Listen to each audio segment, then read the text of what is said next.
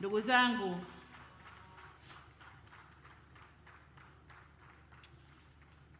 niwahakikishie tarehe 29, kesho kutwa tu, mwezi huu wa 10, niwaombe tokeni mwende mkapige kura.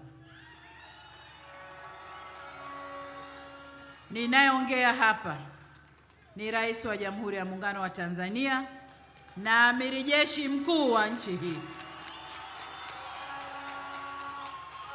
Nataka niwaambie, maandamano yatakayokuwepo ni ya watu kwenda vituoni kupiga kura. Hakuna maandamano mengine yatakuweko hapa. Hakuna tishio la kiusalama litakalo kuwepo. Anayesema ni Amiri Jeshi Mkuu wa nchi hii. Niwaombe ndugu zangu, twendeni mkapige kura. Twendeni mkapige kura. Baba, ukitoka hakikisha umetoka na familia, umekwenda kupiga kura. Kila aliyeandikishwa, mabalozi wetu wa maeneo, hakikisheni mmetoka na watu wenu wote kwenda kupiga kura. Twendeni tukaheshimishe Chama cha Mapinduzi. Twendeni tukaiheshimishe Tanzania. Tukapige kura kwa usalama, turudi kwa usalama. Ndugu zangu, mengine niachieni mimi. Matusi niachieni mimi. Na yabeba kwa niaba yenu.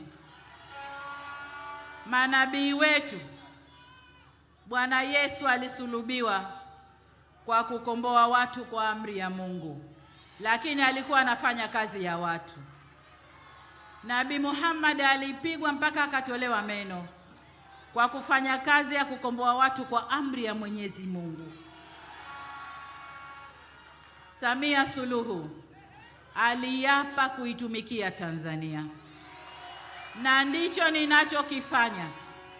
Niliapa kuilinda nchi, na ndicho ninachokifanya. Niliapa kujenga utu wa Mtanzania na kuheshimisha utu wa Mtanzania, na ndicho ninachokifanya. Ninapohakikisha watu wanapata maji safi, watoto wetu wanapata elimu mpaka uwezo wake, afya iko karibu na kila mtu, umeme upo, usalama wa nchi upo, kila kitu kipo, ni kuheshimisha utu wa Mtanzania. Kwa hiyo sina uchungu ndugu zangu, sina uchungu wa kubeba matusi yote yanayotolewa kwa sababu nafanya kazi hii. Sina uchungu hata kidogo, wala sijutii.